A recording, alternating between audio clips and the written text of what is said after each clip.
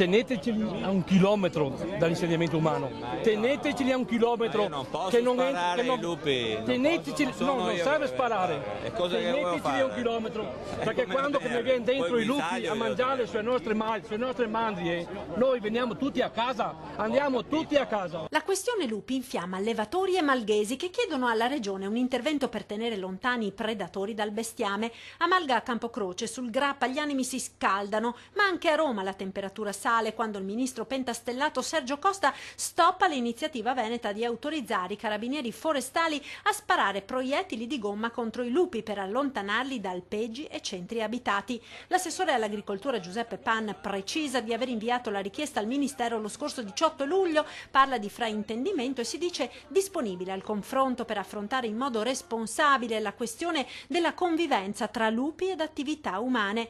Ribadisce la posizione del Veneto il presidente Zaia. La competenza è squisitamente del Ministero dell'Ambiente, ma non è che faccio scaricabarile, lo si sa.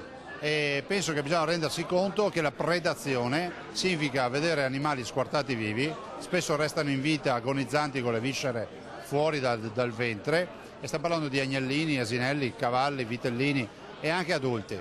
Allora, se uno si pone il tema dell'animalismo, del rispetto, del benessere animale, deve sapere che c'è anche l'altra faccia della medaglia, che a seguito di animali muoiono altri animali. Qualcuno potrebbe dire ma è la catena biologica. Non è la catena biologica, perché questo non è ecosistema, perché nella catena biologica tu vai a caccia, non vai nei recinti ad ammazzare delle bestie inermi. Gli allevatori sono esasperati e molti hanno già annunciato l'intenzione di lasciare. Pensare che 30 maglie del Grappa spariscano perché la predazione dei lupi le faccia sparire, direi che è proprio negativo. Noi dobbiamo fare in modo che i malghesi restino.